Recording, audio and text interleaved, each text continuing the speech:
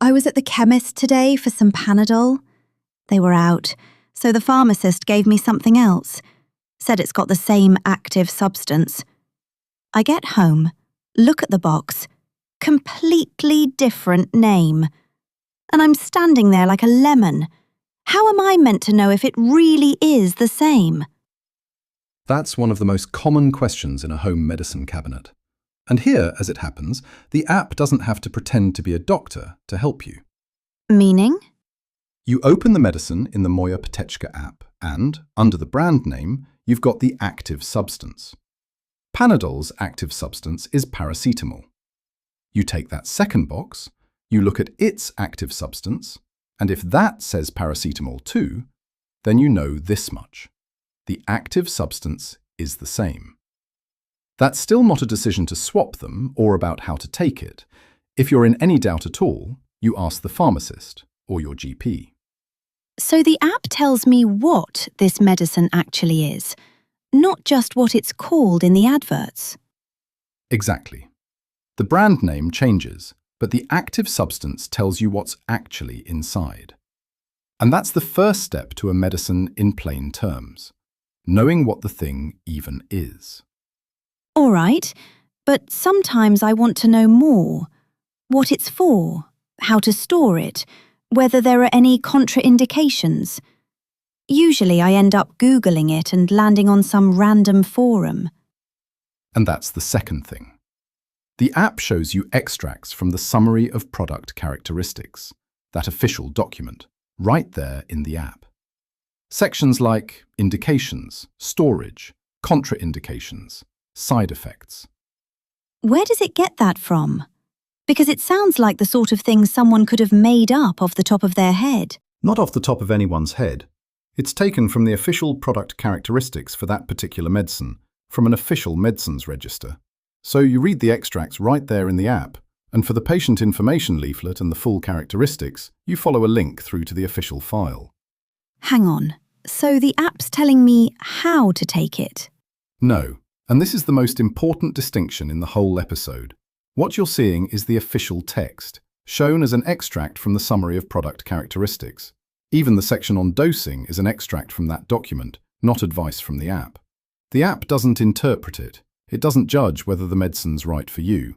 On every one of those screens it says, in so many words, this is for information only. It's not medical advice. Consult your doctor or pharmacist. Okay, so the app doesn't pretend to be a doctor.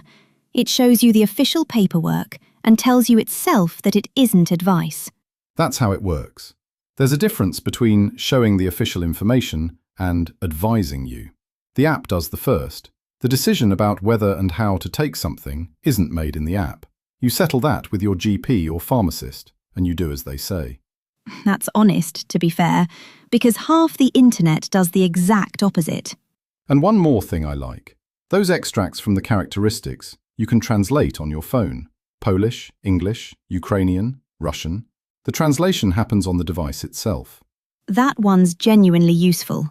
My mum sometimes finds Ukrainian easier to read, and the box is in another language. Precisely. It translates the extract you're reading, not the whole database at once. And what if I haven't got the box in my hand? I just want to check something quickly. There's a separate medication database. You type in a name, say Panadol, and you see the active substance, the strength, the form. The whole database, around 70,000 medicines from the register, works without a connection too, once you've synced the first time. You don't have to scan anything just to look something up. And where does all this data come from in the first place? Because if the app's telling me something about a medicine, I want to know it isn't somebody's guesswork. Quite right. The medicine data comes from an official medicines register, a public source. The full documents, the characteristics and the leaflet, come from an official register too. The app doesn't invent anything. It organises it and shows it in one place. So, a medicine in plain terms doesn't mean the app will explain to me what to do. No. A medicine in plain terms means you know what the substance is, you've got the official information to hand instead of a random forum, you can translate it, and for advice, you still go to a person. The app shortens the path to the official source. It doesn't replace the conversation with your GP or pharmacist. Right, I'll buy that. Literally and figuratively. And by the by, everything I'm talking about here is a real feature. I'm being specific so it's clear what the app does and what it doesn't. If you'd like to give it a go, that's the mojApteczka app. The app is free and works offline. You'll find the link in the episode description. And if you enjoyed the episode, share it with someone who looks at every new box and wonders, what actually is this? One more thing before we go. This podcast is made with the help of artificial intelligence. I wrote the dialogue myself, but the voices you're hearing aren't ours. They're AI-generated synthetic voices. We're telling you this straight out because we think it should be the standard for any podcast made this way.